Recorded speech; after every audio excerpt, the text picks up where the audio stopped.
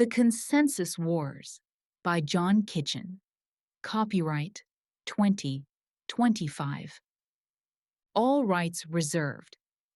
This is a work of cyber fiction that was created in an iterative process using multimodal large language models. Any resemblance to any person, place, or institution, living or dead, is purely coincidental. Chapter 3. Field Test. The coffee at Millfield's only diner tasted like it had been brewing since the Carter administration, but Elena forced herself to drink it anyway. She needed the caffeine for what Sarah called participant observation, the anthropological phase of their experiment, where they would embed themselves in the community to understand the local information ecosystem before attempting to influence it.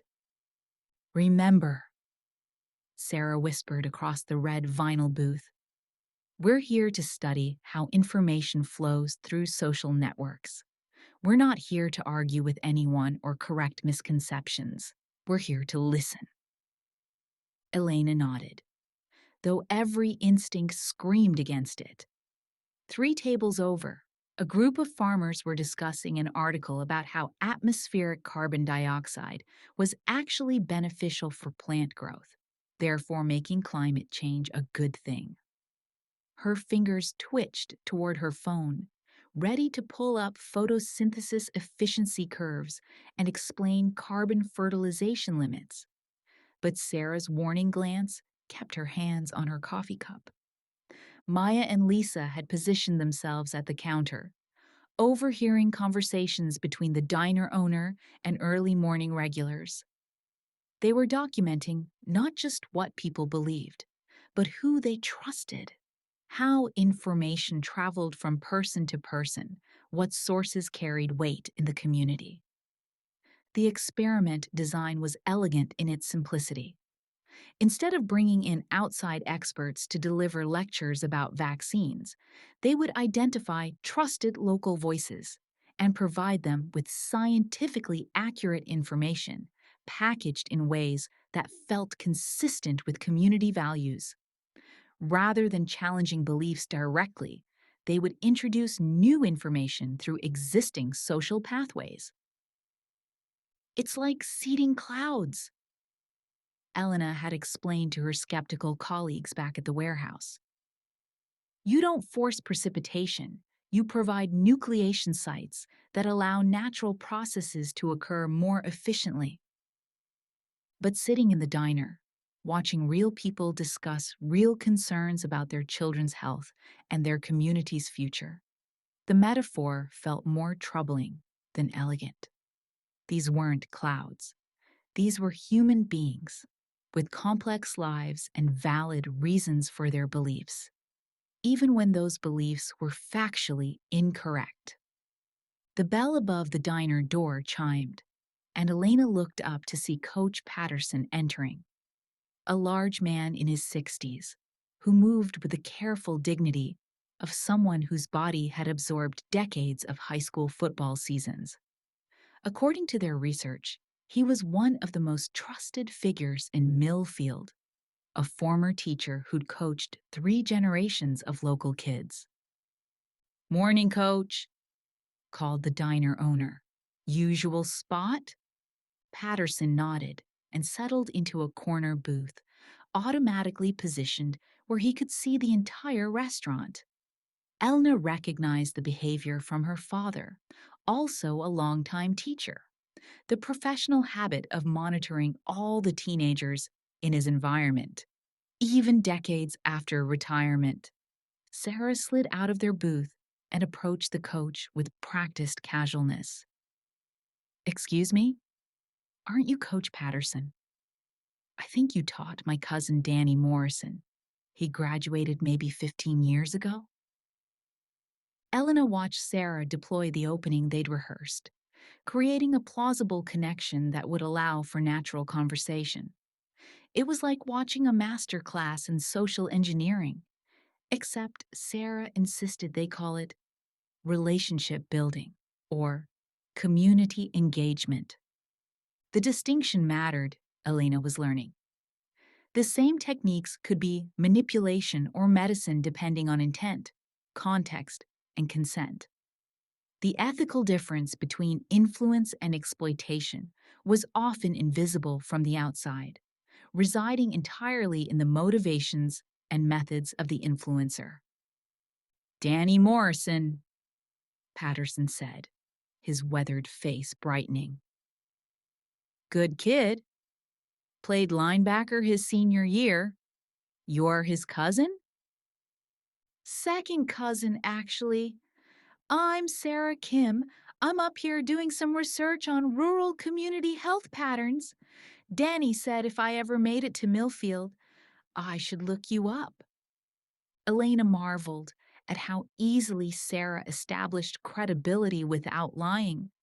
She was doing research on community health. Danny Morrison did exist. They'd found him on social media and confirmed his connection to Patterson. Sarah simply allowed Patterson to fill in the gaps himself. "What kind of health research?"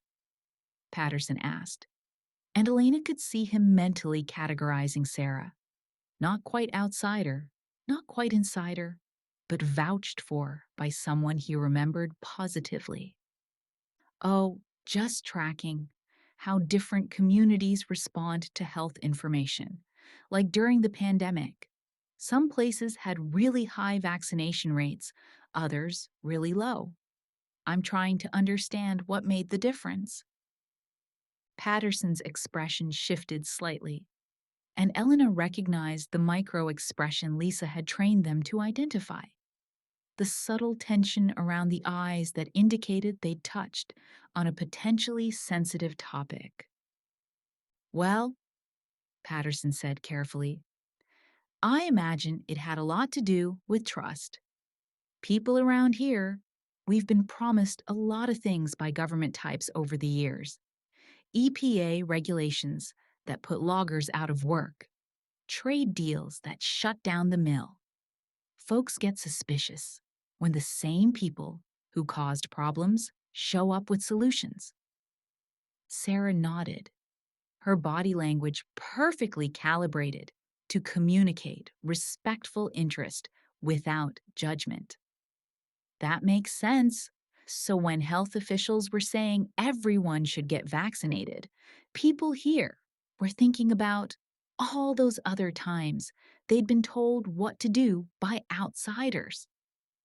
"Something like that." Patterson relaxed slightly, recognizing that Sarah wasn't going to argue with him or launch into a lecture about public health. "Plus, you got to understand, most people here are pretty healthy. We work outside, eat from our gardens, take care of ourselves. When city folks start talking about needing shots for something that mostly seems to affect old people and folks with health problems, it feels like maybe it's not really about us." Elena felt her scientific training warring with her anthropological mission. Patterson's reasoning contained several factual errors. COVID-19 had affected people across age and health demographics, and rural areas had actually experienced higher mortality rates than urban ones in later waves of the pandemic.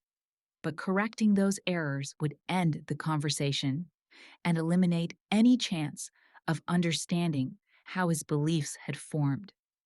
Instead, Sarah asked, "How do you think health officials could have done a better job communicating with communities like Millfield?" Patterson considered the question seriously, stirring sugar into his coffee. "I think they should have started by listening. Coming to places like this, sitting in diners, talking to people about what their actual concerns were.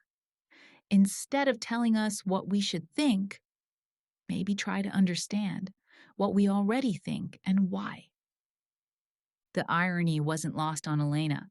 Patterson had just described exactly what they were doing, except they were doing it as preparation for a more sophisticated form of the same communication he was criticizing. That's interesting. Sarah said. So, if someone wanted to share health information with this community, you think they should start by building relationships? Getting to know people first? Well, sure. That's how everything works around here. You want to know something? You ask someone you trust. You want people to believe something. You better make sure they trust you first. Elena watched Sarah file this insight away. Trust wasn't just an obstacle to overcome, it was the fundamental currency of information exchange. Facts without trust were worthless. Trusted sources could make even questionable information credible. The conversation continued for another 20 minutes, with Patterson sharing stories about how information traveled through Millfield's social networks. The coach knew everyone, coached their kids, attended their church, shopped at their stores. When he had an opinion about something, it carried weight throughout the community. As Sarah concluded the conversation and returned to their booth, Elena felt like she'd observed a delicate surgical procedure. Sarah had extracted valuable intelligence about the community's information ecosystem while simultaneously establishing herself as someone worth talking to. Not an easy target to be suspicious of, but not quite trusted either. Phase 1 complete, Sarah whispered as they paid their check. Now we know how influence flows through this community. Patterson is definitely a key node, probably the key node. If we can provide him with scientifically accurate information in a way that feels consistent with his existing worldview, he'll be more effective at changing minds than any outside expert could be. Elena followed Sarah out of the diner, her head spinning with the complexity of what they were attempting. They weren't just studying beliefs, they were studying the social substrate that beliefs grew from: trust, relationship, identity, belonging. The human infrastructure that made facts matter or rendered them irrelevant.